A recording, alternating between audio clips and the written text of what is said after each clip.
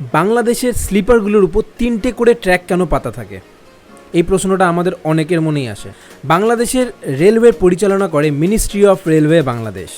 বাংলাদেশে বর্তমানে যে ট্র্যাক পাতা রয়েছে তার দূরত্ব হচ্ছে 3600 কিলোমিটার, যার মধ্যে ডাবল ট্র্যাক হচ্ছে 1225 কিলোমিটার এবং মিটার গেজ ট্র্যাক হচ্ছে 2025 কিলোমিটার। এবং সময়ের সাথে সাথে বাংলাদেশের রেলওয়ে ট্র্যাকের বিস্তার ঘটে চলেছে। বর্তমানে মিটার গেজ ট্র্যাকের দূরত্ব বেশি হলেও ধীরে ধীরে সমস্ত ট্র্যাকই ব্রডগেজ হয়ে যাচ্ছে। কিন্তু বাংলাদেশ এই মিটার গেজ ট্র্যাক বন্ধ করতে চায় না, কেননা একটা মিটার গেজ ট্র্যাক বন্ধ করে যদি সমস্তটাকে ব্রডগেজ করে দেওয়া হয় তাহলে যে লোকোমোটিভ থেকে শুরু করে কোচ সমস্ত কিছুর পরিবর্তন ঘটাতে হবে।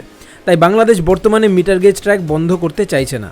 তো বাংলাদেশ কি করেছে, একটা স্লিপারের উপর 3টে করে ট্র্যাক ফেলেছে। 2টো ট্র্যাক কাছাকাছি আর একটা ট্র্যাক একটু দূরে। এর ফলে কি হচ্ছে যে মিডিলের ট্র্যাকটা, দূরের যে ট্র্যাকটা, সেই ট্র্যাকের মধ্যে দিয়ে মিটার গেজ ট্রেন যেতে পারে। একদম দূরত্বে যে ট্র্যাক দুটো রয়েছে সেখান দিয়ে ব্রড গেজ ট্রেনগুলো যেতে পারে।